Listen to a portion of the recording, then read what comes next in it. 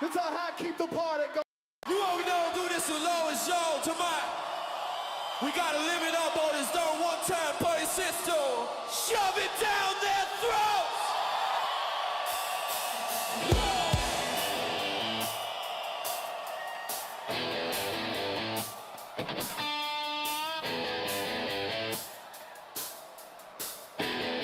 Well, they call it Tiff and the Punisher. You can say that they're a little pissed. They're getting a little sick of this, running into court, swinging that fist. They're calling it child protection. They taking them out of our possession. Constitution says they got no jurisdiction. Let's shove it down their throats. Let's shove it down their throat. Let's shove it down their throats. Let's shove it down their throat. Let's shove it down their throats. Let's shove it down their throat. Let's shove it down their throats.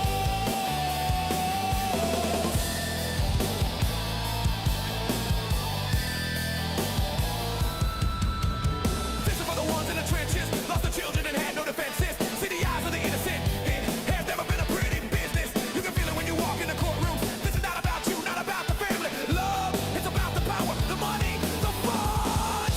Let's shove it down their throats. Let's shove it down their throats. Let's shove it down their throats. Let's shove it down their throats. Let's shove it down their throats. Let's shove it down their throats. Let's shove it down their throats. Let's shove it down their throats. Let's shove it down their throats. Let's shove it down their throats. Let's shove it down their throats. Let's shove it down their throats. Let's shove it down their throats. Let's shove it down their throats. Let's shove it down their throats.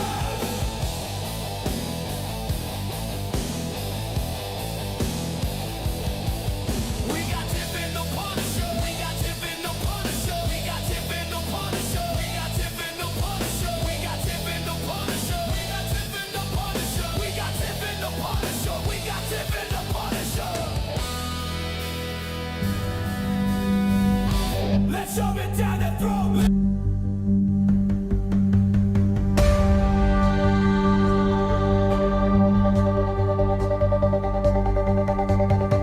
Tiff and the Punisher, they won't back down. Fight for the children in every town.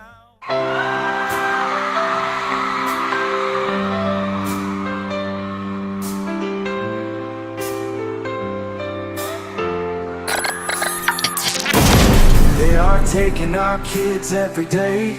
I try to meet and no one has a thing to say for those who have been isolated. Don't be worried, you have a voice today. So listen up everyone, here is the story. Child Protective Services is real. CPS is what they call it. They want our kids because it fills a lot of people's wallet.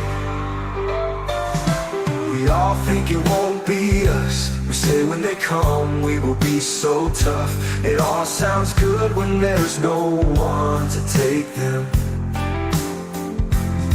But when they come, your voice gets to breaking. Stay calm, step away. CPS ain't taking no one today. We are educated.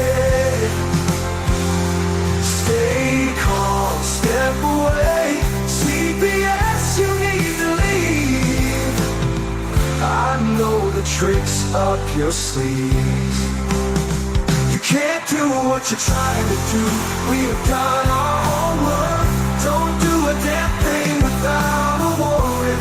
You no longer will steal our kids this way.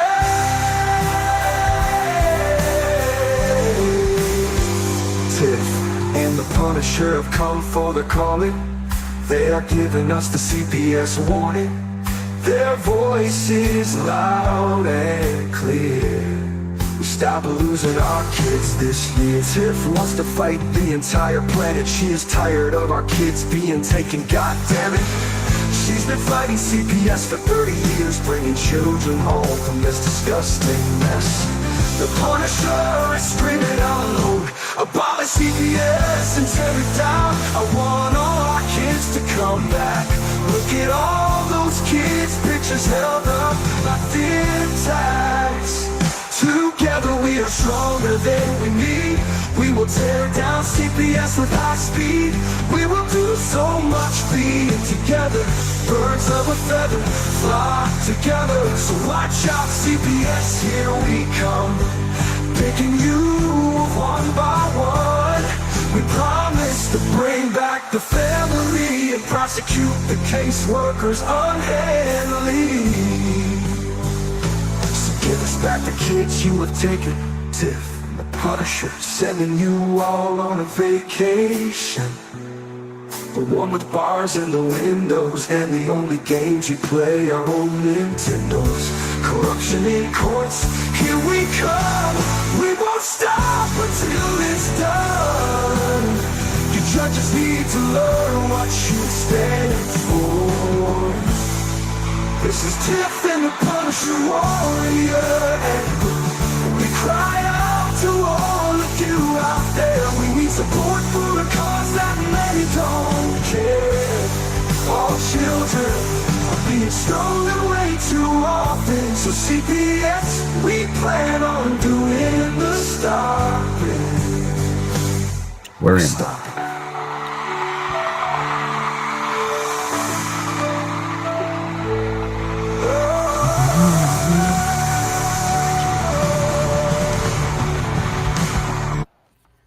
All right. Well, Tiff, first I think we should start with it's a bad day for us advocates and journalists and everything. Yeah. With Charlie Kirk getting Murdered. murdered. That's right. There's no other way to say it. So I guess we should do a quick moment of silence for him, huh? Yes, and his family. Yes, and then I want to speak on that real quick. All right.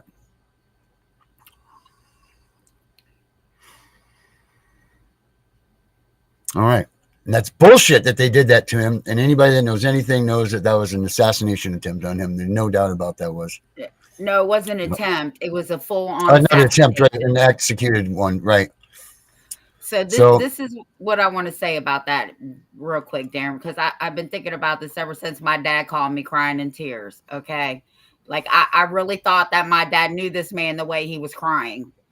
So I don't care if we like what other people have to say. They don't like what we have to say, but we all have the right to freedom of speech. Mm-hmm. And it's very different when you start murdering people, okay? Now, I could see if this man was putting crosses in yards and burning them, or he was out here hurting people violently. I could understand that. This man literally said what he thought. And if he can be murdered over this, just remember, all of us putting our asses out here on the line, it could happen to any of us. And I feel really bad for his family. I don't know much about the man, but if my dad said he liked him and my sister liked him and they're both crying over this man, obviously he was doing something good. That's all I have to say. Please keep his family in your prayers. Well, absolutely. And our next guest, Billy, she's actually felt the wrath of this type of retaliation in her story. So let's get her out here. And I think that her compadre, I think he might still. Oh, here he comes. He goes flying into a seat. But let's bring Billy out. Billy, how are we doing? I'm going to bring out John with you too. He made it back. Hey, JB. Thank you for having me. I got to tell you, Tiff, I'm feeling like your dad and sister. I just come up from zone with buddy. But Can you mute that?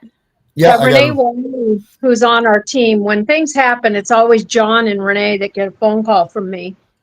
And when I called Renee, she was already crying. I was crying with her. And I said, you know, the thing about this is that we are very emotional as parents, as grandparents, as people who are fighting to end the destruction of our country. And I think the hardest part about today for me, oh God, here I go again, sorry, That's is that this young man actually reminds me of my middle son, the tall, the dark, the handsome kid with the, looks good in the suit, a great attitude, great morals, great ethics. my son's not as strong of a Christian as Charlie Kirk, but he's that kind of guy. So I'd see Charlie and I'd always laugh and I'd give a, "Hey, Charlie," to the television when I'd see him, and I'd just kind of give him the, thinking, "Oh, this kid knows me. I'm grandma. I'm somebody with this," never met him, but I always felt close. And hearing what we're hearing from this country's, I'll say the other side, who didn't like him. And I'm not saying that because I'm not on either side. I'm kind of one of those that we're bipartisan. I'll tell you, in DC, we're working with Democrats, Republicans, anybody who's got the ethics to do the job, we're working with them because they're all one and the same anyhow. There is all these people who think you've got a Republican and a Democrat. You might as well spend some time in DC.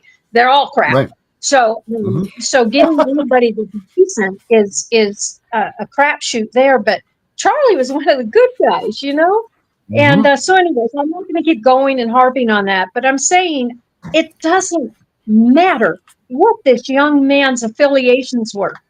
He never wished ill intent on anyone.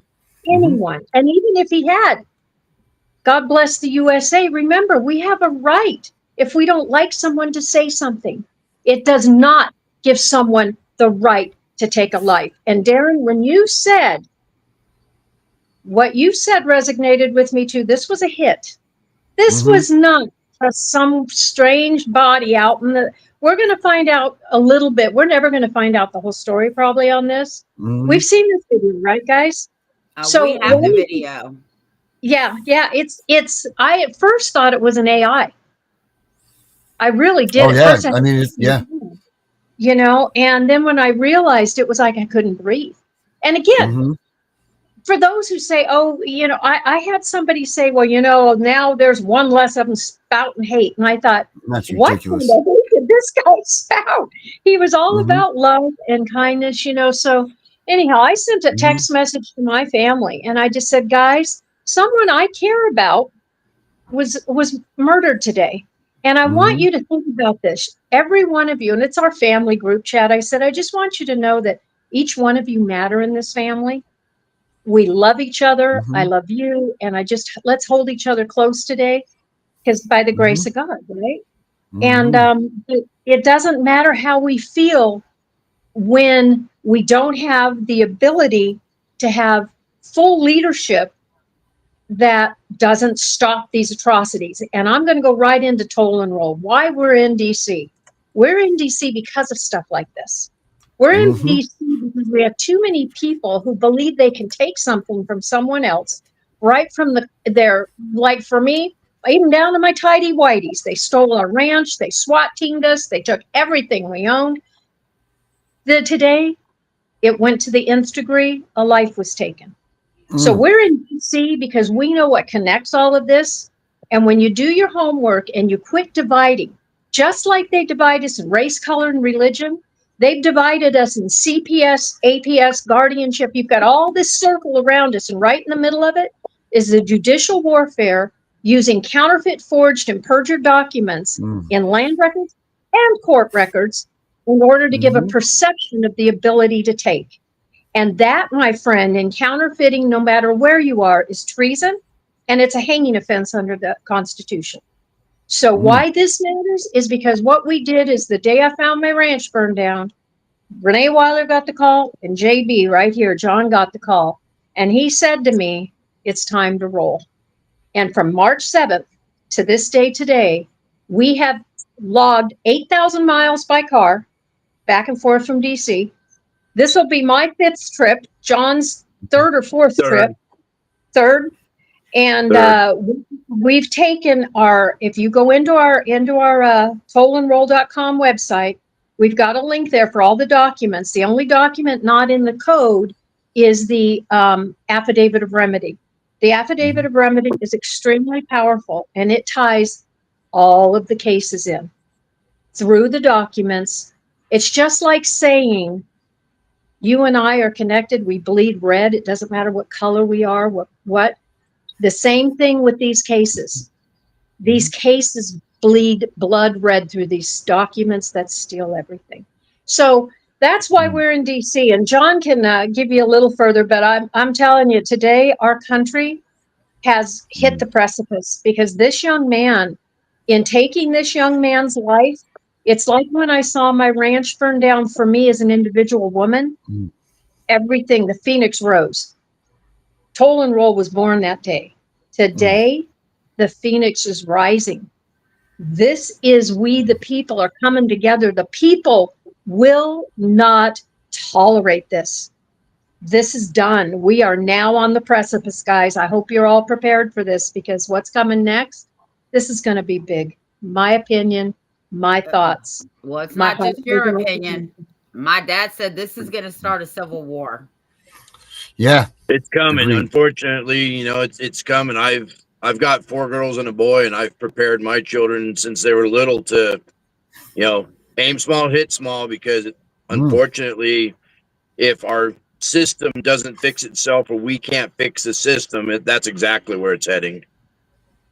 I feel like this shot was one too far. This was it. This could be the one that started everything. I mean, this guy was like 1 degree away from Donald Trump all the time. You know, like this is, and you know, like I wish that any citizen was here with us because, like he says, being up on the mountain, have we heard? Has he passed away or is he still alive? No, he did pass away. If you watch the video, I doubt he was even alive at the hospital, guys, because that was a shot right to the carotid. It was done. He was dead before he hit the ground. Yeah, that's what I thought too. What is your website again, so I can go on it and tollandroill.com. That's simple. Toll N, just the letter N. No, A-N-D. No, A-N-D. Thank you. Go ahead. I'm sorry. That's it. You know, he was 1 degree away from the president. That shot was 200 yards away. They say that's not just some amateur sitting there with a bullet. They weren't getting away with the thing this time, you know, like the shooter on the roof, you know, or whatever, like they did with Trump. That was an orchestrated hit is what that was. And to hit him in the throat like that at 200 yards between all those people to go through that. Come on. Someone did that. Just like they said with Elon Musk and his cars, you know, this is a hard shot across the bow, domestic terrorism. Yeah, big one. You know, that word is also part of why we started this Toll and Roill thing. You know, I like Billy, I lost my house in January of 23. I fought a valiant fight, but due to dirty judges, dirty lawyers, dirty system, they caught me with my pants down, and I had 12 officers at my house January 27th of 23. When I started fighting the fight back in 2014 in earnest, I started calling it domestic terrorism back then because the pretend lender, the pretend banks and all that were sending people to my house to take pictures, coming on my property without permission, you know, all those nefarious things. And I'm a proponent of my Second Amendment rights and never brandished a weapon at anybody, but I sure as shit had it across my chest when I escorted them off my property. Right. And I let them know they weren't welcome. They were barking up the wrong tree, and if they really needed to take pictures, take them from across the street because they're a domestic terrorist. Right. And all of a sudden, that word, that phrase became news, and it was Elon and Trump using it. And I said, you know, like Billy said, it was time to make some noise and take it to DC. And you know, phone calls and emails and texts, and none of that was working. So it has to be an in the face. Let's go shake some hands. Let's go bang on some doors. Let's get shit done. And we have. We've made some really good forward progress and strides into the right doors. You know, we've opened some doors in the right places. Well, just so you know, you would not have needed your strap because my mouth is just as deadly. I want on my property too. Right. What's your biggest accomplishment to date, you guys? What have you guys, your biggest, if we were to say like get everything out there, what's your biggest accomplishment that make people be like, holy shit? John, what would you say? I've got to say that we've been inside Doge not once but 3 times physically. We're going back again with Doge, you know, and they're the bounty hunters. And you know, this trip, I think we've got 3 or 4 locked in appointments already with senators I believe we've got an appointment, sit down with the actual people for the Senate Judiciary, Senate Ethics Committee. There's a couple senators that, I don't want to say anything political, left, right, center. We don't care which side of the fence they're on if they're playing ball the correct way, right? So we've got some senators on both sides of the field that have come to the table. And I know we have an appointment with Ohio. I suck with names. So Ohio senator and her team. Congresswoman. Congresswoman. Okay, my bad. Because people have asked, well, people get real mad when things don't happen instantaneously. Our country has become a country of instant gratification. Instant now. Yes. Now, and I've been at this 18 years. I've been SWAT team twice, beat by sheriffs, attacked by sheriffs, had our animals poisoned. I had horses. Our chickens were ritualistically like a devil worshiping in a circle with their feet clipped off in the middle. Trespass, threats galore. When you've gone through the war, and that's what it is. This is a war against our people by entities who have no choice but to go to prison. And some of them, people get mad when they hear hang or get shot, but I can't. What is state just passed? One of the states, I'm going to say Tennessee, but I don't think it's Tennessee. For if you touch a child and you're convicted of pedophilia in this state, they now have the firing squad. You can be up in the firing.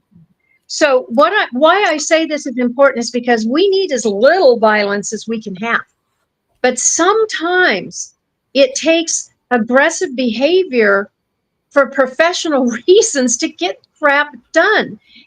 But we don't have to use that in DC. That's not when you're using it.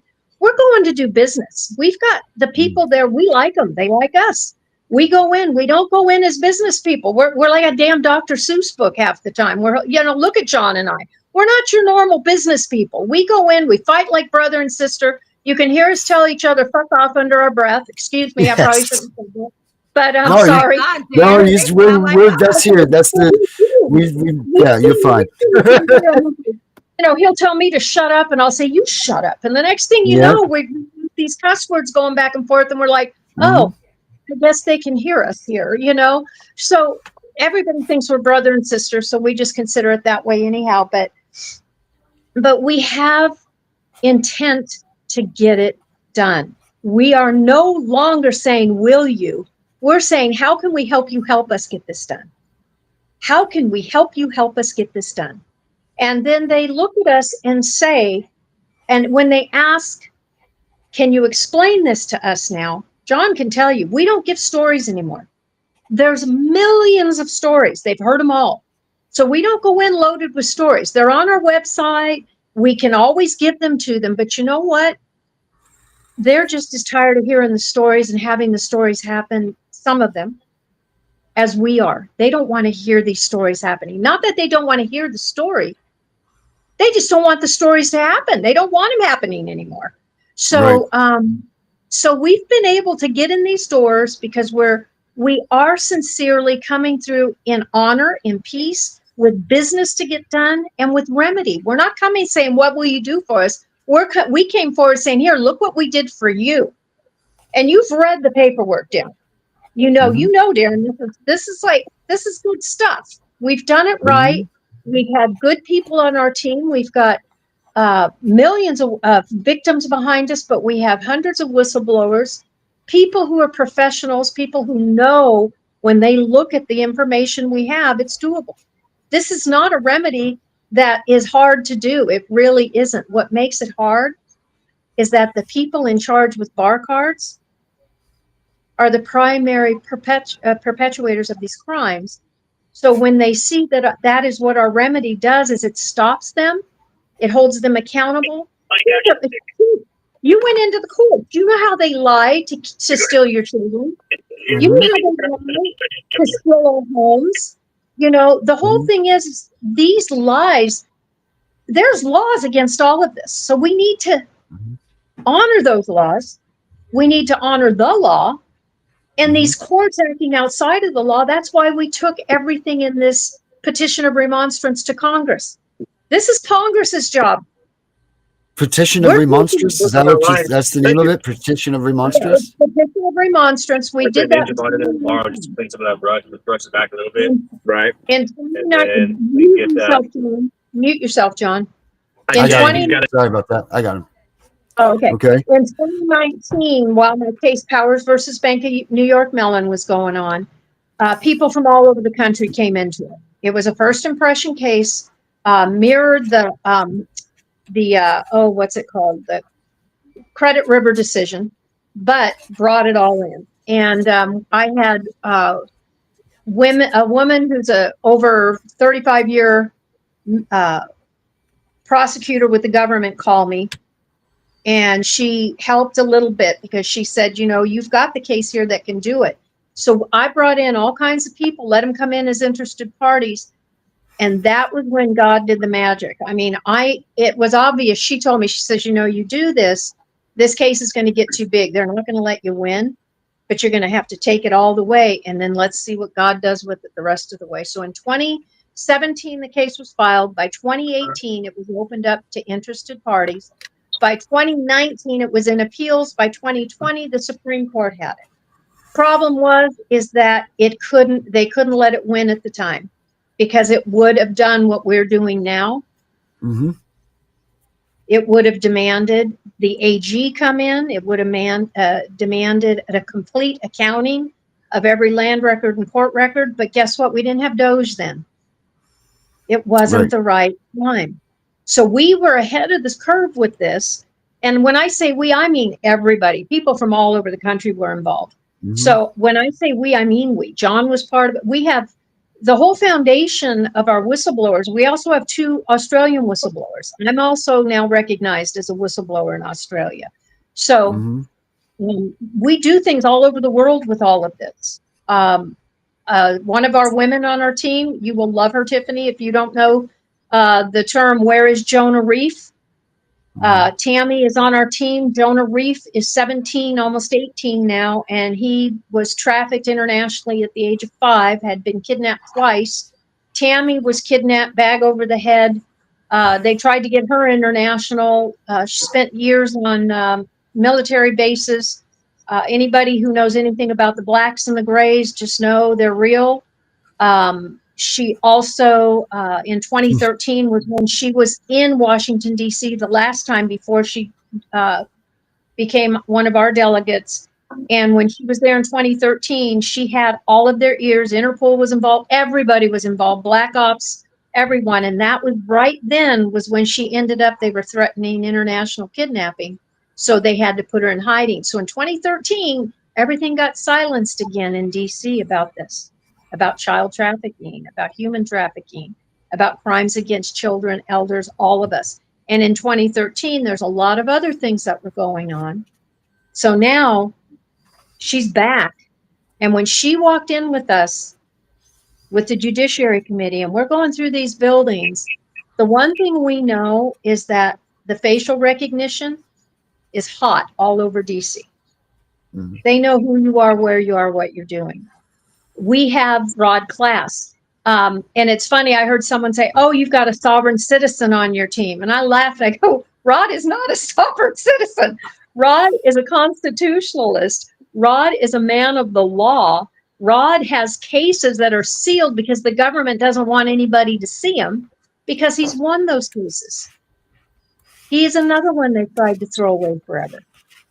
So when anybody says the word sovereign citizen, I have had people almost fired off of sheriff's departments and out of county records because of what the FBI did with that term in 2014, they deemed that term domestic terrorism.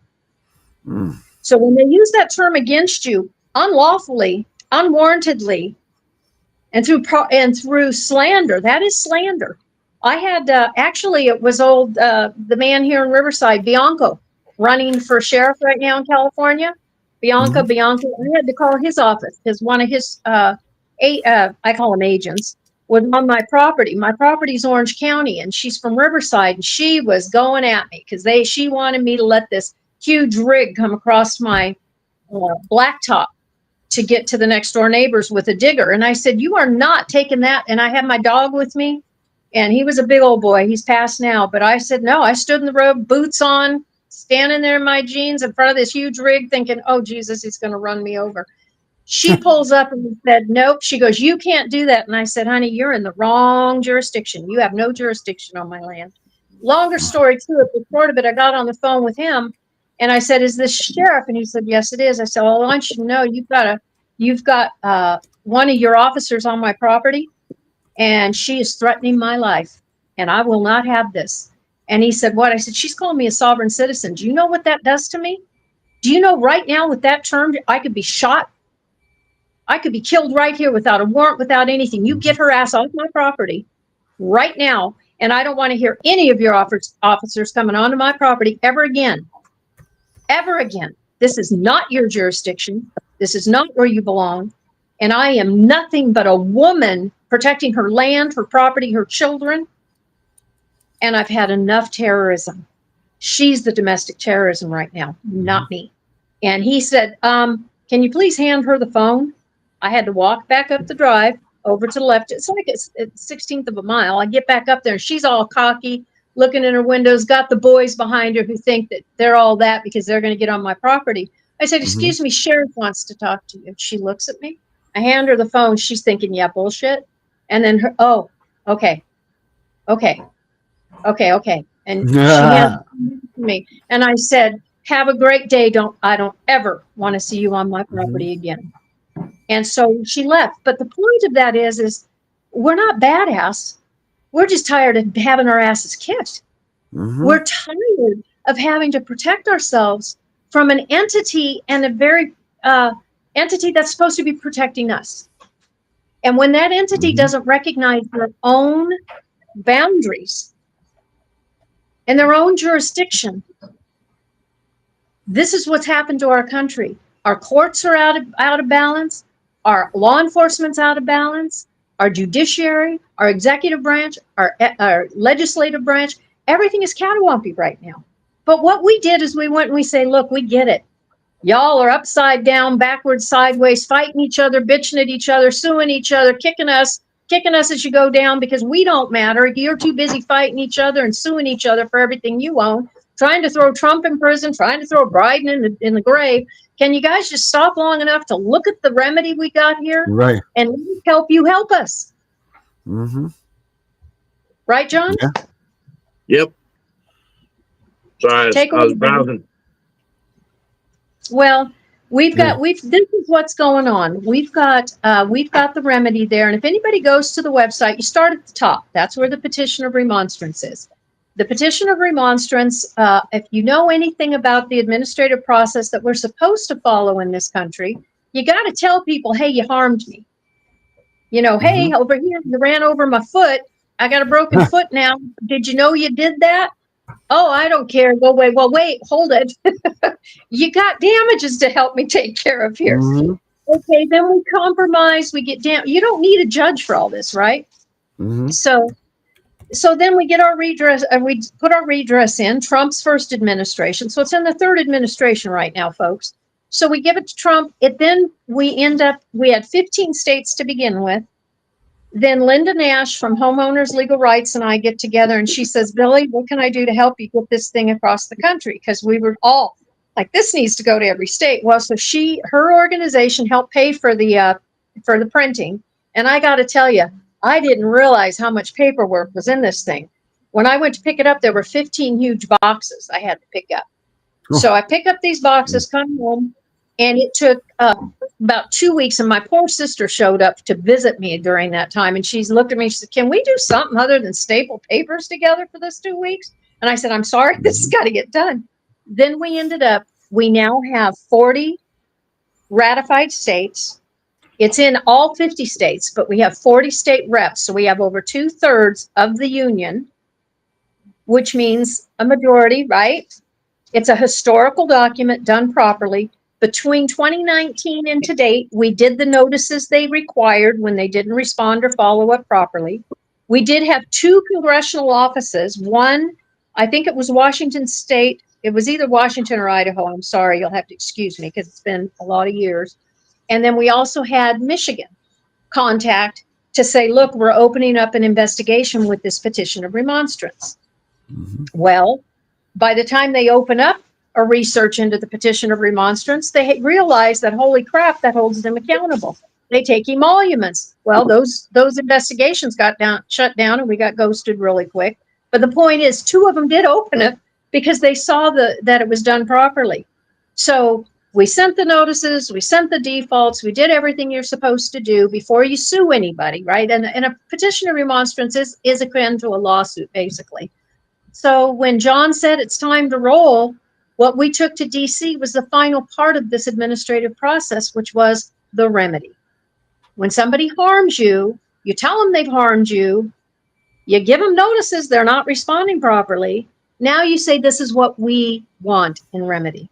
So when you go onto that page, tollandroill.com, in the documents section, you'll see it has the QR code, which is the 1,136 pages that were in the binder for Doge. Also on top of that was the Doge affidavit of remedy, which is what I'm talking about now. Yep, that's it, Tiffany.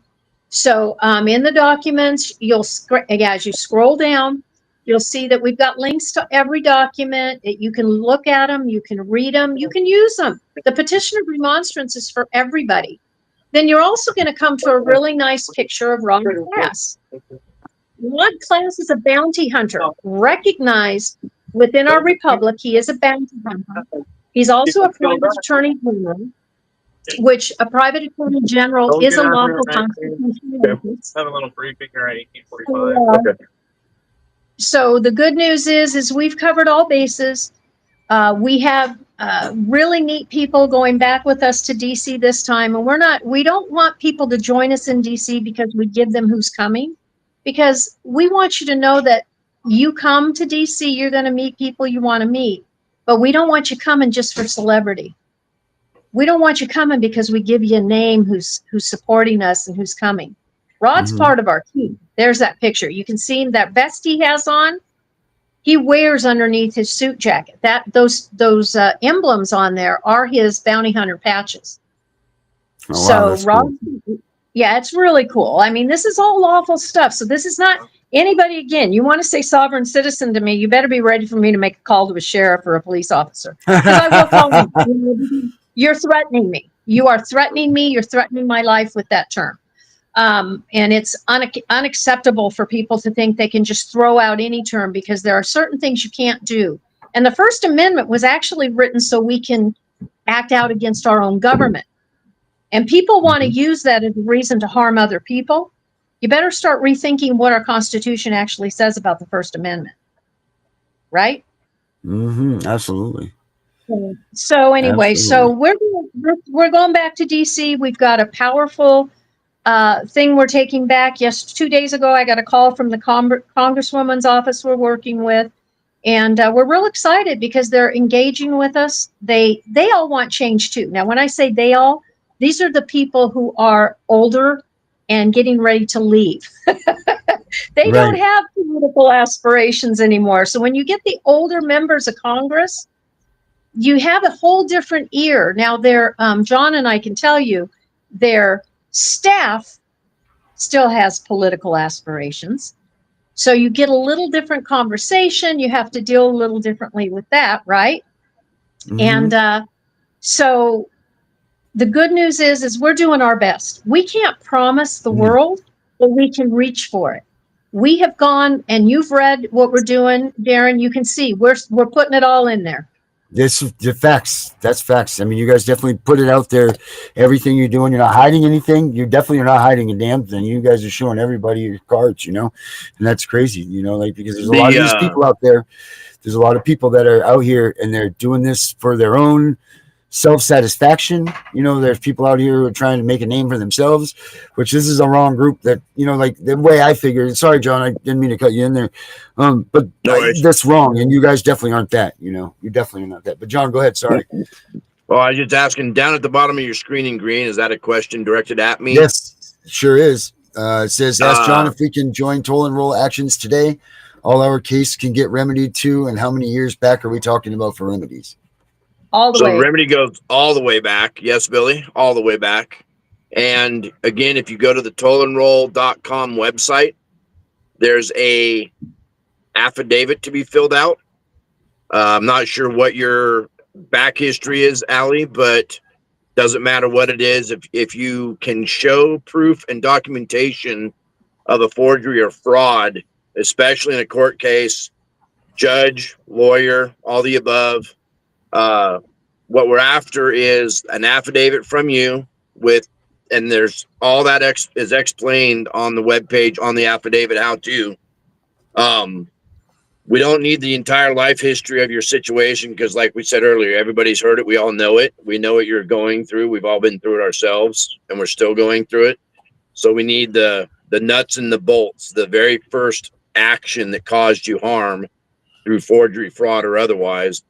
With that, you'll email us a notarized copy of that affidavit and email that also to Doge. And in the subject header, you're going to write further information of forgery and fraud evidence, Toll and Roill 2025 for Doge and us.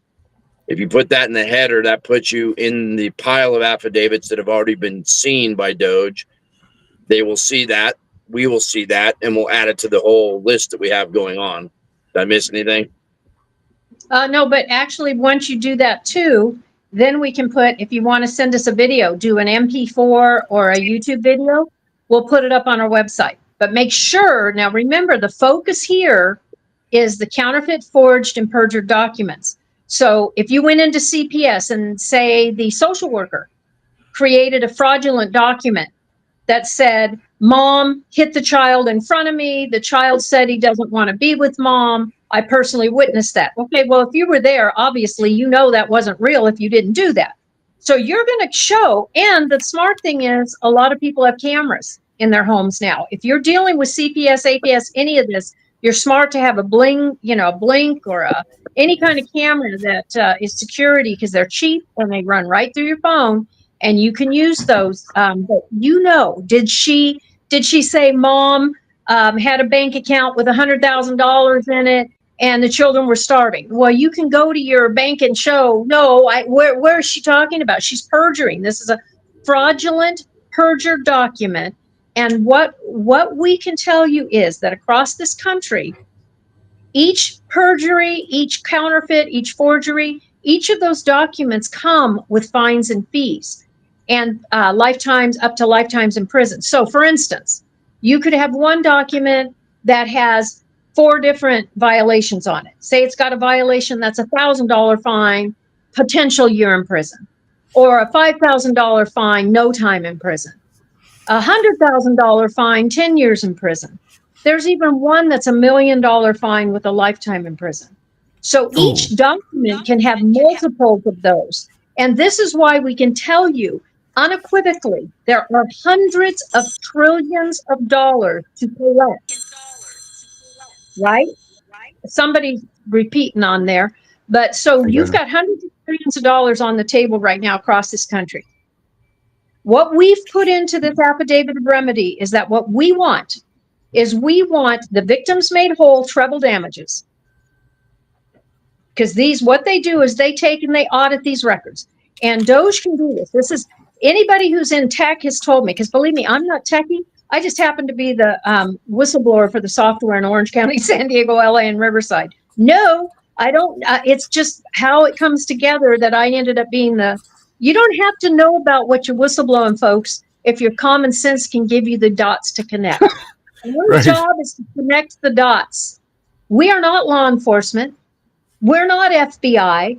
We're not Secret Service. We're not the ones given the duty to fully investigate.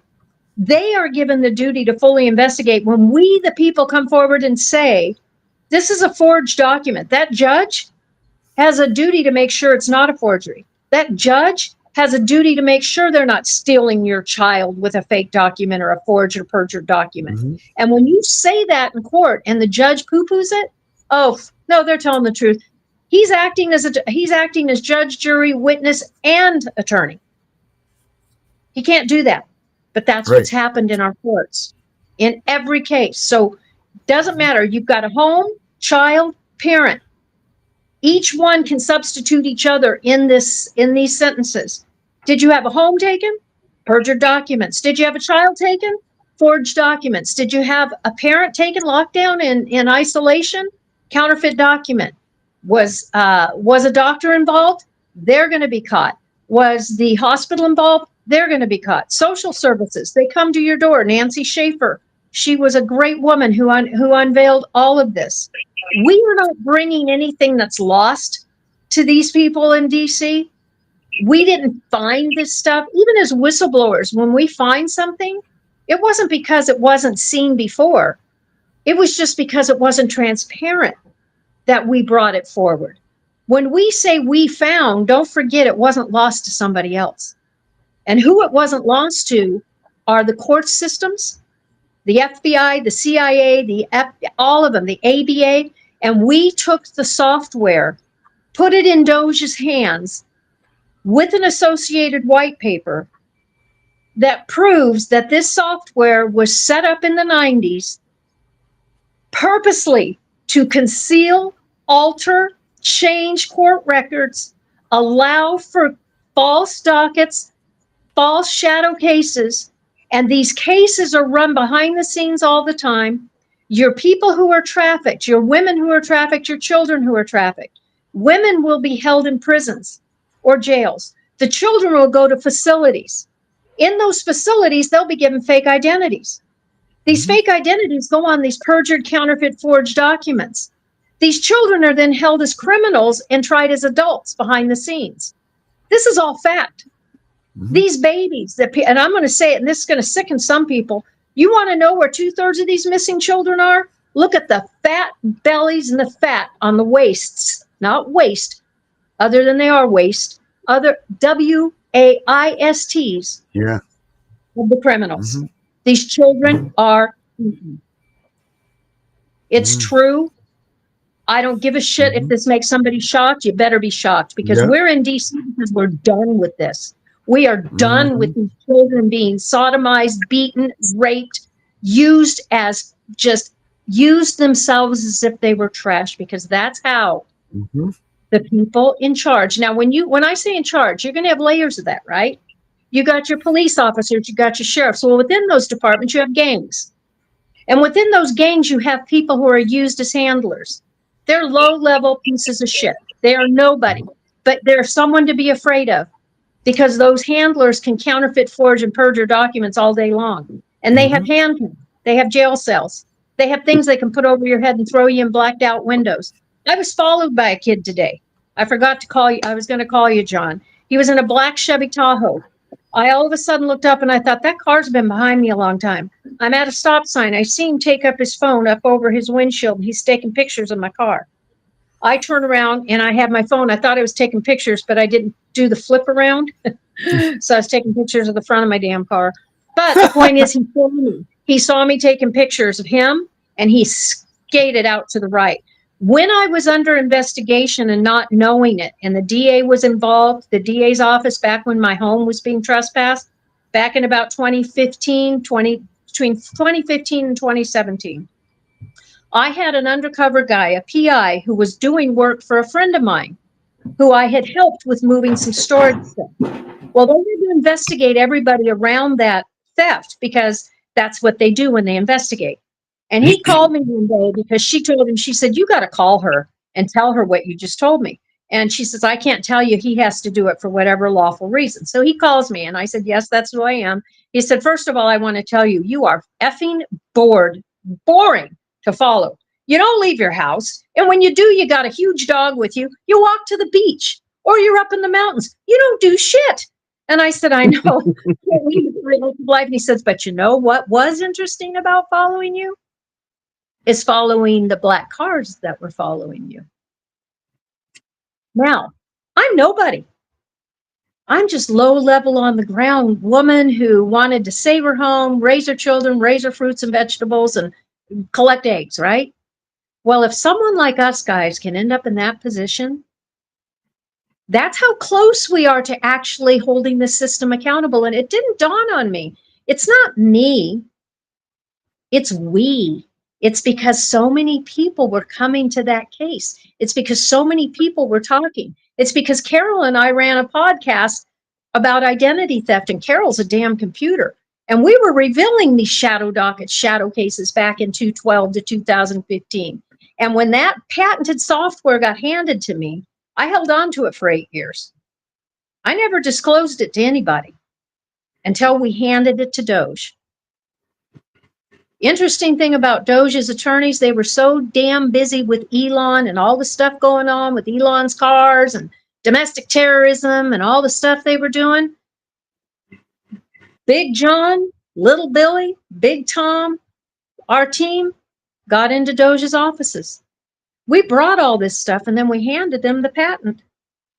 Well, the attorneys hadn't looked at anything. Once they did, they tried to take everything. They wanted to shut us out of those offices. You can't take back now what's already there.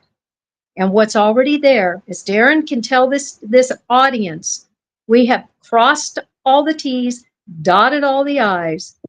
This patented software system that is operating, it's like when they steal your home. They have 100 different LLCs, but you find out they all connect to one umbrella. Well, guess what?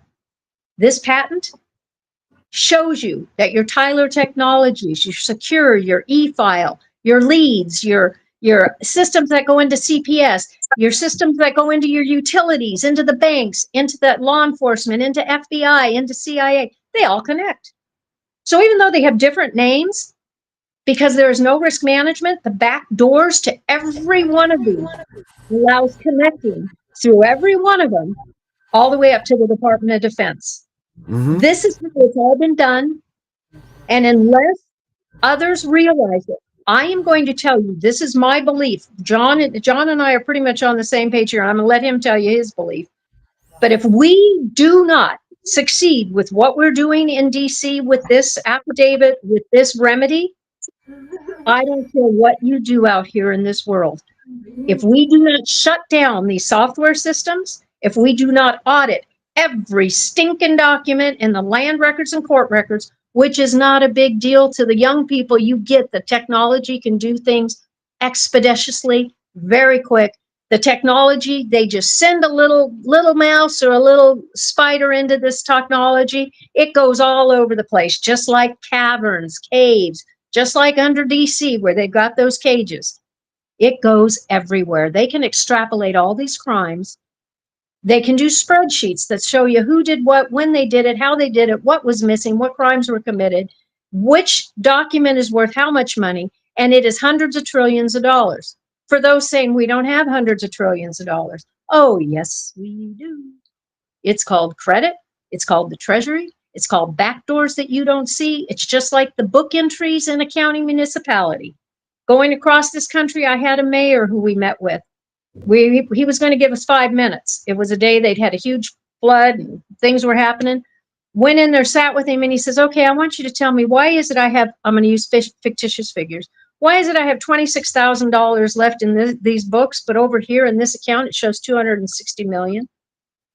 I looked at him, I said, you really want to know? He said, yeah. I started to explain to him. An hour and a half later, we were done. Not 5 minutes, an hour and a half later. You know what he concluded with? He said, so what you're telling me is, I have foreign invasion in my town. I said, oh, hell yeah. You think it's foreign? You got China, you got Iran, you got Turkey, you got Italy. You have everything because this country is predicated on a software system that interacts worldwide to the Department of Defense, but they didn't put any back doors on it. That means anybody can come through these. And think about this. This is why even our medical ties into all of this, our insurances. Because what have they done? They've sent all our information. Who do they have answering phones? They got Jamaica answering phones. They got Iran answering phones. They got, I mean, you name it. When I talk to Humana's customer service, this ties in, folks. All of this ties in. I hope it's making you think outside the box. The girl on the other end, I could not understand worth a lick. And I've had 3 strokes and my mind wanders. John can tell you. Do not let me push buttons. But I said to her, I said, where are you? And I said, seriously, I'm asking you again, what country are you in? And when she told me, I said, no wonder I can't understand a darn thing you're saying. And you don't get that what you're saying isn't how the US works. She was completely out of line. This was Humana Healthcare. I said, I need to speak with somebody in the United, and then I got the person in the United States, and I told them, and I said, she had no clue how our insurance system works. They said, yeah, that's a real problem. I said, that's a real problem. She's got my goddamn medical history. She knows my account numbers. She has I said, so you know what that tells you, folks? Don't think title lock's going to stop your title from being taken. Since we've started this, old Art, who's the CEO of Title Lock, has been all over Redacted and all these shows talking about mortgage fraud. Have you noticed how the uptick in talking about mortgage fraud lately? Because they all know there's a buck to be made here. And it's not in getting Title Lock. It's not in getting something where somebody warns you after the document's been filed. Because what do they tell you? Get an attorney, you got to see a judge. That's not even true. Read the Northwest Ordinance in our files. What I'm telling you is, and I'm going to shut up because I'm starting to think about Charlie now because I'm starting to get emotional. Business-wise in this country, when you don't have a back door for risk management, and anybody can walk through your door, this isn't just illegal immigration. Think it all works the same. Why am I telling you? Everything comes down to these documents. When you have no sovereign borders, even in your body, because then you go in a hospital, they take your blood, they take the urine, you take your DNA. Your sovereign borders have no sovereignty. Your bank accounts have no sovereignty. Sovereignty isn't a bad word. Look up the meaning. It'll give you a whole different reason to shut the fuck up on all this stuff. I'm sorry, but you people out there that constantly say sovereign's a bad word, it is not. It means something. It's a word. Look it up lawfully. It's a good word. So, with that said, we are in DC to succeed. We're in DC to do business, not to protest. We're not waving signs. We're not yelling, you're stupid, you did something wrong. Well, who cares? We all know they're stupid, they're corrupt. But you got to take the remedy. We've done it. They know we've got it, or they wouldn't have asked for it in the judiciary and in the ethics committee side. We've got congressmen and senators who've asked for the copies of what we've given Doge. They're talking about the remedy, guys. And it's not because of John and I sitting here. It's because of everyone on this listening. It's because of everyone in this country. It's because we've all finally said something doesn't make sense. How are they holding my husband, who's never touched a child, for child pedophilia, when he's never been accused of a crime? How are they doing this? Because of the software system that's created a whole nother case on the backside. And when I say backside, you can spell it a different way because that's exactly what they're making out of all of us, an ASS. And we There's a fell for question, it. Billy. Go ahead, honey. So I can't see the name. It's kind of tiny on my screen. Misidentification count as fraud. Absolutely. Wrong dates on a file case. If the previous case file had the correct date, absolutely. You got to look at any of those discrepancies. And especially if it goes back to the beginning of time when that first fraud or forgery was made. So as far as a misidentification, especially if that happens with a misdate together in conjunction, I'd say absolutely that's forged or fraud, or both, depending on what the case is involved. Well, let me make a point here. If you're in a case and you've heard where there's there's nothing to substantiate this, oh, it was an error, there's two things going on here in misrepresentation. Misrepresentation is a lawful term. So is mistake. Those two terms are used synonymously in cases where an attorney is standing up, lying through his teeth, and then the judge catches him. And he says, I want you to take a 5-minute break here and go outside. And I want you to talk about this. And then he comes in and what does he say? Your Honor, I made a mistake. I'm really sorry. The judge gave him an out because the judge knew he was lying. So instead of giving him contempt of court or fines and fees he deserved, his misidentification became a mistake, which became not a crime. But on your documents that we're talking about right now, that I believe is what you're mentioning, if you go back in time on your documents, this is called coding. On your document, you might have a document where your case number was 123. And then all of a sudden now, when you pull it up, it's 0123. Well, that's a different case. But guess what? They've added the 0. Oops, that's just, a new identifier is what they call it. But that's part of coding. That means that case has gone somewhere else. So it's not really the same case. Or when you go into the court and they say the file's misdated. Well, what also happens in these files is because they record blank documents as if it's got something on it. These are actually recorded in your land records and your court records. They're blank documents. They'll have a recording up on the corner, making it look like it was lawfully recorded. It won't have a title to the document, but it'll have all the identifiers on it. These are documents that are then pulled out when a court case needs them, a bank, a servicer, a fake attorney, and I call them fake attorneys for a reason, believe me, because they have nothing to do with the case, but all of a sudden they got it. They then will put information on those and they'll go back into the docket as if they were there. They're shadow docket cases, meaning they're also shadow docket filings. At one point here in Orange County, I sent to the Orange County District Attorney, I said, look, what are we doing with 4,300 filed empty documents in the county records? There was actually a bar for the empty documents, blanks. It's not there anymore, by the way, but they're still in the file. They're still in the system. So yes, misidentification can be a mistake because we all do make mistakes. So say you have something you filed and your name is wrong, you did it, right? You go in, you fix it. But if they do it, meaning someone coming at you, and all of a sudden you go and you open your mailbox, and instead of me being Billy Powers, I'm Bill Powell. I'm Bill Power. I'm William Power. I'm William Powell. I'm Powers William.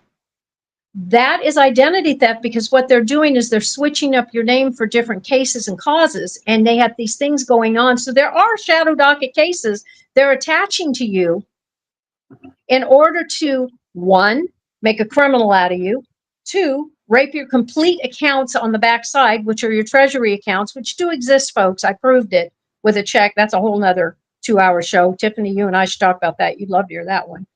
But there are accounts there. And this is how the system was set up. It's all real. People know it. We are not a broke country. 37 trillion in debt. We can fix that with this remedy. So back to what this whole circle point is we make the victims whole. We give 30% of what was taken left to the retirement funds from state to state for the employees of the states and the government, because right now we can tell you they're empty. They're all set up on securitization, which is all hot air. That's why they're stealing everything we own, right down to our children. Number 3, we pay off the 37 million national debt. And number 4, think about this, Darren. I can know your brain's going. You got hundreds of trillions of dollars. We've just taken care of everybody. What's left over? Every national American, every American, born American citizen gets a check. And if you're a math person out there and you start doing A big one, a big check that's worth something. This creates generational wealth for every family in America. Natural born, not second citizen coming here from Egypt or somewhere else, taking up residency. No, we're talking natural born Americans of this republic. Each check, one guy told me, he said, holy crap, that's a lot of money. I said, yeah. And he says, but what about the people who don't know how to handle it? I said, well, consider it winning the lottery. They're either going to blow it or they're going to use it, right? But what else does that do? Think about it.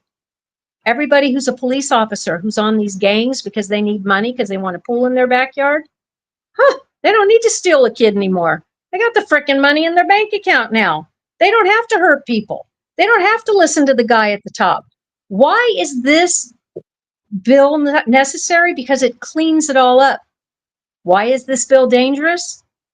It's only dangerous to the Bar Association right now because they've been involved. Every transaction that's happened in this country, like this, any of them, there's an attorney, a judge, a clerk, a law enforcement officer attached to that somewhere. And they all had to belly up with an AG to protect them, a DOJ to protect them. There's always some kind of bar card behind this. So that is where our backlash in DC is coming. And that's why we have security going with us this time. Because we have Rod Class and Tammy Reef, Jonah's mother. And we have another really cool man that's going to be walking with us that needs it too.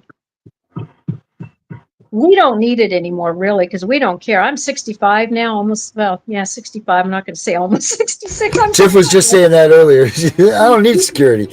Well, I just figure I've made it this far. They tried to kill me before, but it's not, again, that's not even a big deal to say that anymore. Because once you've been in this and you've had everything you own stolen, you've been attacked already, you've had FBI, SWAT teams, helicopters.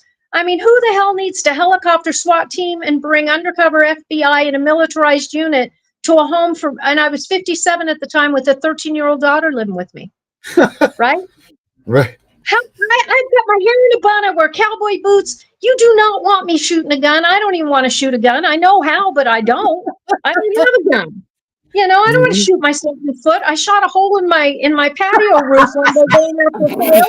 I do not need a gun in my hand. My mouth's bad enough. So it's true. And I got to tell you, the cool thing about that hole in my patio roof, well, it's no longer worthful, but it didn't leak this way because of the way it shot out and the mushroom. Oh, nice. The rain didn't get through. Anyhow, enough of that. So, John, I'm going to shut up now and let you talk.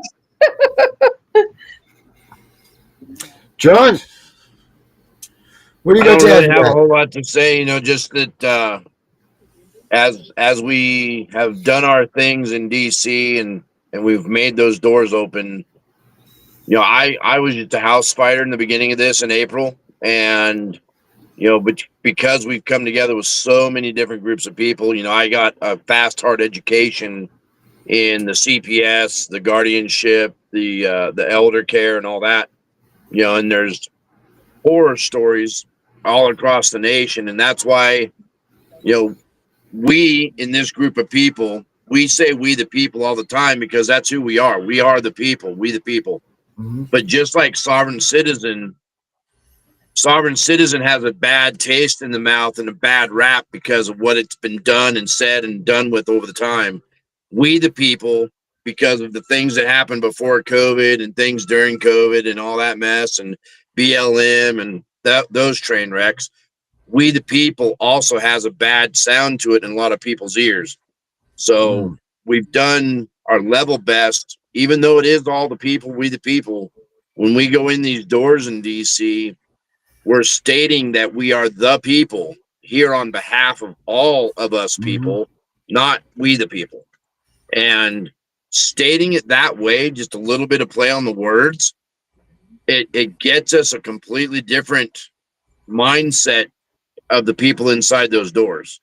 So we've done our level best to continue to run with that kind of game plan. As much as we in our head, you know, it's we the people, but by simply saying it a smidge differently when we're there in DC, it gets us in those doors. You know, and where we're at now is boots on the ground. We're door knocking. The more people that show up, the better in that we got more door knockers. Was it Wednesday we're going to be doing the most door knocking or Tuesday? I can't remember what day. Tuesday, Wednesday, and Thursday. We're going to hit every office in DC again this time. Yep. Darren, I think you're going to help me finish that letter up that I sent just to make sure it looks good. Yep. Already started. Thank Yep. you. You know, so Super. the more boots on the ground we have, the better. And you know what's really cool is when you have 4 or 5 people from different states that all walk up to a door and knock on that door and say, "Hey, we're a group of individuals and we're here on behalf of Toll and Roill, and we'd like to hand you this document. And whether it's a congressman or a senator, we're here to ask you to do your job. Y'all took an oath of office. Y'all took a constitutional oath of office. We, your constituents, are here to ask you to do your job proper." You know, and when we talk to them and say, you know, we've got Florida and we've got Oregon and we've got Washington and we've got Minnesota and we've got California and we've got Tennessee, and all of us are here in your face, they have to listen.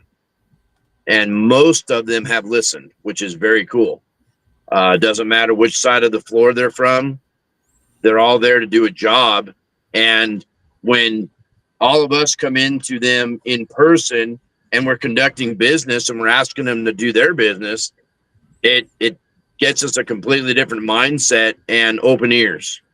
And, you know, that's what we're after, is the open ears, the open brain pan, educate them in the ways that they're supposed to be doing things. And with luck and proper education, both directions, we're getting traction, and it's the right kind of traction. And we just got to continue to roll with that, keep that right traction going so that we can get the business done and get everybody taken care of proper. Yep. And so for those who are listening, we're going, we'll be there all next week. We've got business to do on Monday. Tuesday, we've got really, really important meetings we're doing, and a couple of people. We got a House of Representative actually flying in to go with us. Another gentleman you'll all know, and I'll be excited to share pictures of afterwards, going with us. Wednesday night, we have a meet and greet in town, so everybody there will get the address of where we're going. It's a really cool old pub in town, and they've given us the bar area with the tables, and we'll be able to speak while we're there. And we're going to have some speakers. Rod's going to speak while we're there. The House member is going to speak while we're there. He's got some fascinating things to share.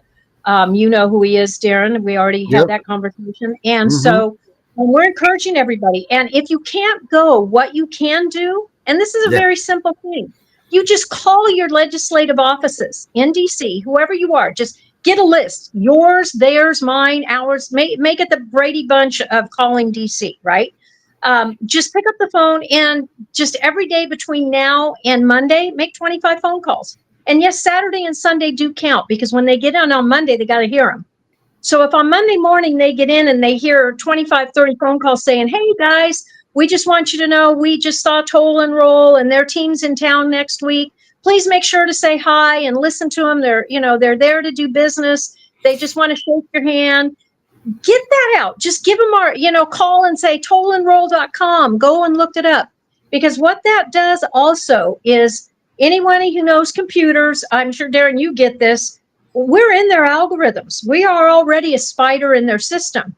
No matter where or what office you're in, when they pull up our website, when they pull up our name, it connects through the whole DC. This is why when we tell you, send your affidavit, make sure you put Toll and Roill in the subject line, because Darren can tell you, I think better than I can, what putting that in the subject line does for you. When they go in and they start extrapolating their daily information or their monthly information or who's been where, it does matter. And because we're doing it, and we like going into these offices, we sit, we chit chat, we have stories, we talk about kids. And, while they're looking up our website, while we're sharing what we're doing, and these people want to know, they are there. This is like a career, it is a career for them. Even your interns, they're there to learn. Well, if they're only learning by answering phones and getting screamed at 24/7, or, people bitching and moaning and say, I've been attacked. It's awful.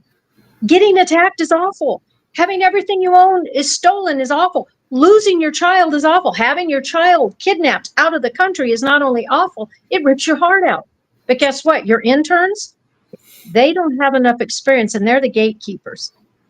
To get past those gatekeepers, you can't scare the crap out of them. They've got to be able to relate to you. And even them, then you go to the next level. And that next level of gatekeepers is usually in their late 20s. And then those late 20s turn to early 40s. Once you get to the early 40s, mid 30s to early 40s, you're actually dealing with somebody who's probably in a position to actually get something done. Because any of you too that think, oh, you got to meet with Trump or you got to meet with Elon. Well, I'm going to let John tell you about Elon, but first of all, Trump's not the one who does the business. Elon wasn't the one doing the business. Trump is in charge. He's the CEO. You go into any company, into any board meeting, what does that CEO do? He delegates. So when you want to go to that company and do anything, you have to look on their website, and you have to figure out who's delegated the job of customer service, who's delegated the job of this. And then when you say we need it escalated, where do they escalate it to? Believe you me, it doesn't get escalated to the president. It doesn't get escalated to Elon. They escalate to each other. And God dang it, if Kid Rock can get somebody into a dinner in 2 weeks in front of the president having dinner with him, don't you think there's a little skew going on here? If anybody in this country, as me, you, men or women, believe that it doesn't matter who you know, what you know, Tom Deary, no, what's his name? The head of the whistleblower organization, whistleblowers.org, Tom Delaney, something like that. Anyhow, I was in a thing with him a couple months ago in DC listening to him. And when I asked him, I said, this is great. All this whistleblower protection and legislation you're doing is great. All legislation's great. But what good is it if we can't get past the gatekeepers? And he kind of stumbled. And I said, no, I'm serious. Doesn't matter how good your bill is. Doesn't matter how good your business is. If you got a gatekeeper who's 22 years old, he goes, well, we have to teach them. We have to show that. I said, you're proving my damn point.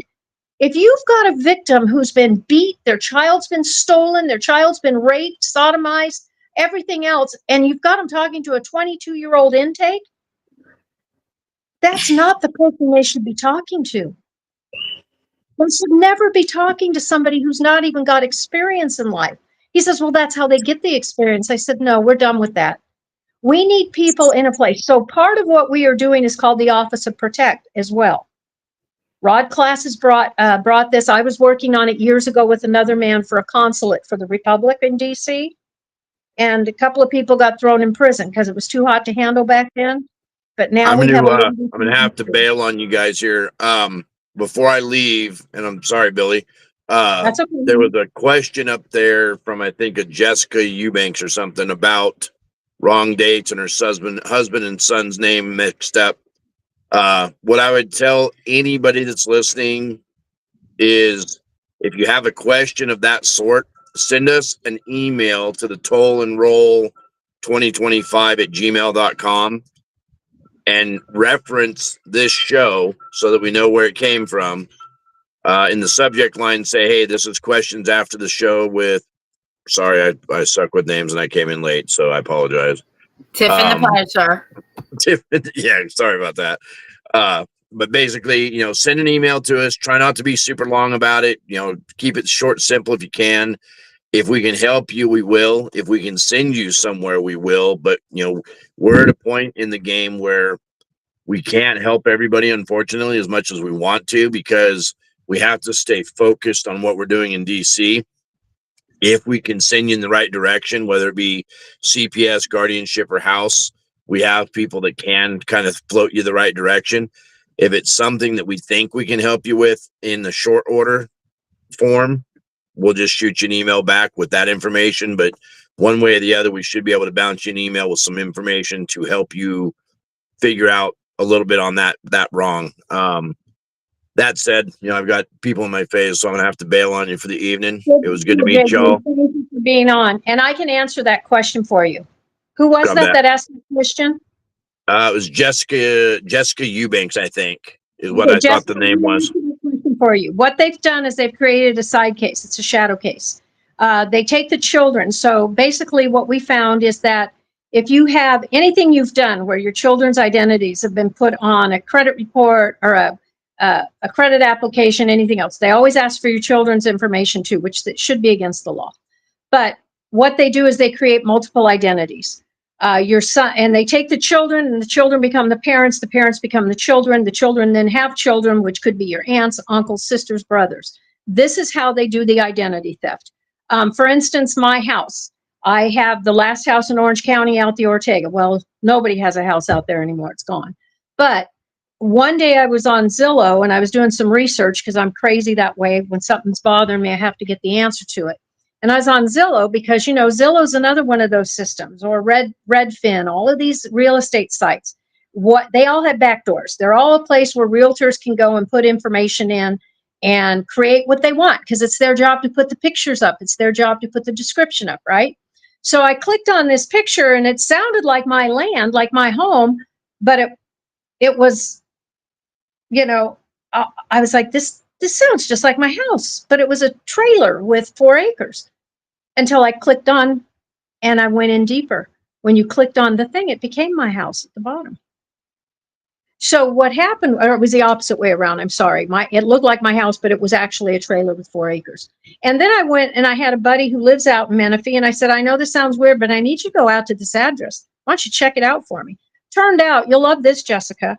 I'm sitting, and this is when one of my friends who travels a lot, he's lived with our family off and on for like 30 years. He's in his room, and I'm on my computer at that time. It's 2016, 2017. And I'm talking, and I said, Billy Ray Powers, Ruby Ray Powers, da da da da. And he yells, he starts laughing. He goes, what the heck? Why are you in there shouting out stripper names? And I said, what? And he said, those are stripper names. And I said, oh my God, no, these are names on this property. That's my property, that's my identity's on it. So anyhow, what I'm telling you is this was a broker. I caught him red-handed, turned it into the sheriff's, everything, went down there, reported it. He and another broker, when I bought my ranch, I was doing an assisted living build out, was supposed to. 2008 was not the right time to be doing that, folks. 2007, I mean.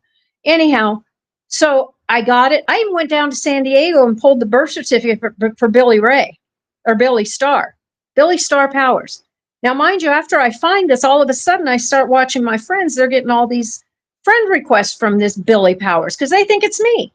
I'm like, what the hell? She's blonde. She's 20 years younger than me. That is not me. Well, I thought you were using an old picture. I'm like, oh, dear God. But point being is all these kids were created. It was one of the men's name was one of my grandfather's names, my dad's names. So what they do is, and it ties into Family Search and Ancestry.com, because anybody can create a family on those sites. And then you have the dark web, where when Carol and I were researching, she called me one day. She goes, I need you to do something. I need you to go into Google. You can't do it now, by the way, since we found it. I want you to go into Google and I want you to type it backwards, mirror image. And holy crap, what came up with that mirror image, Jessica? It was a site, literally, that you could choose an identity with a social security number, with credit cards, with everything. You could just choose that identity and go off in the wild blue yonder, buy a house, buy cars. But by God, the best thing about that is that we realized we weren't crazy. When I got mail in a name that wasn't my name, but reverse. So you know what I learned from that? And this is very important, then I'll let you guys go here. What I learned from that is you don't use your house mailbox. Use a P.O. box.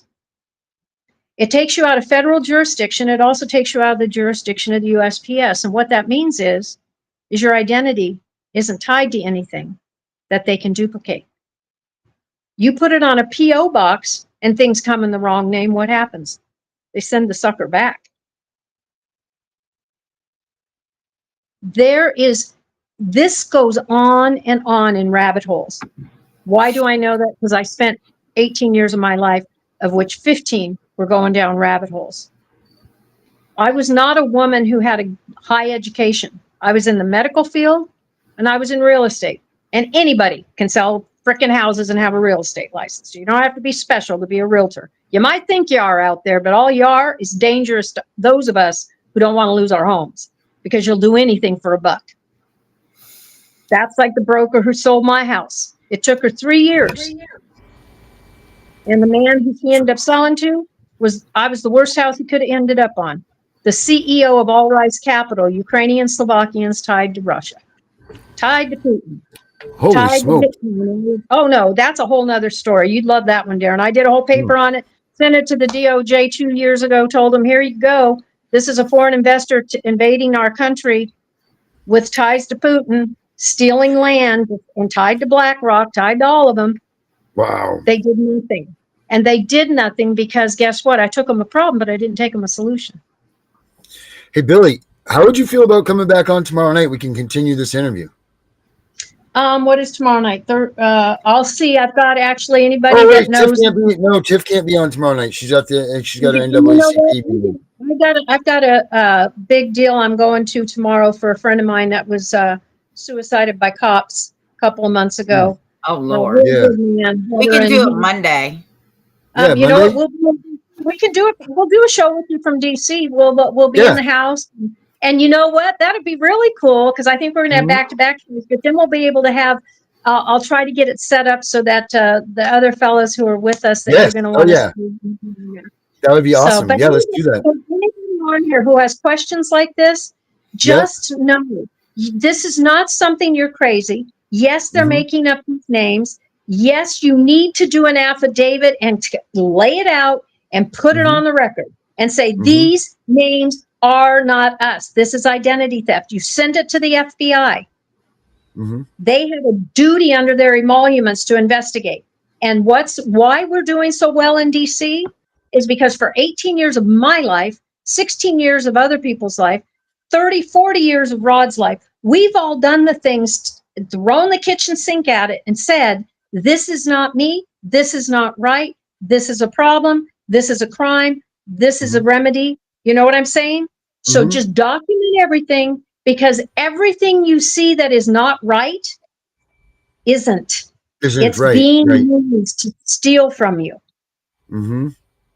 There you go. Sweet. So, you know, I'm Sweet. going to tell you what, I sound like I know everything. The people say, God, you're a know-it-all. And I'm like, no, the problem is I like being the dumbest one in the room because Right. I learn from the smartest people. Facts. So what I know, imagine when I introduce you, Jessica, to the woman who actually knows this stuff, who actually was the one who taught me, you know, because I am Mhm. only the way I am because they called it gifted when I was a little girl. I didn't know it means you're on the spectrum. And it's called deferential. It's more deference. My siblings just told me I was retarded. So it's just, you know, what it is. So, so it's just, when I see something, I want to learn. So it doesn't make you a Mhm. know-it-all. It makes you dangerous to people who want to lie to you. Yeah. Facts. Yes, it does. Okay. So I Yep. can direct you. I've got a good pointing finger over there, and know enough to tell you anything you think is wrong or has a nefarious thing behind it, probably does. If your gut is telling you something's wrong, it is. And if you get goosebumps, that's your confirmation from that little spirit inside you that God gave you to have a discernment of your own. If Mm. something isn't right, it isn't. And it's not for you to have to figure out where it came from. There's people who have jobs that are supposed to be doing that. And our Mhm. job as the people is to make sure those people that we've been given those jobs to do their job. Oh, I love it. Make those phone Um, calls. Make those Darren, phone calls to DC. Yes. I think we'll be able to go on between noon and 1 tomorrow. I Okay. think I'll be done with my part of the car by noon. Jump in the shower, be ready to go by 1 because I look All like a right. hot mess. All right. So we'll be on between noon and 1 tomorrow, guys. But we'll be back with you, Billy, on Monday from DC, right? Yeah, we're gonna try. I'll do my best to make it happen. You know, we're on the schedule there, so we'll keep in touch. And if we have to, even if it's 10 minutes, we're talking with you. Sweet. All right, Okay? everybody. Thank you guys very much. Billy, thank you so much. Remember who's in charge. It's not us. And if you That's don't do right. anything, God's driving our bus. Because believe That's me, right. He meant John. I go in circles and I piss him off all the time. So if God wasn't in control, we'd never get there. That's right. All right, Thank guys. you. Have a good night. Billy, I'll talk to you very soon, like minutes. Thank you, dear. All right. Right. Thank you, guys. Have a good night, everybody. We'll see you between noon and 1. Rest in peace, Charlie. Walk away.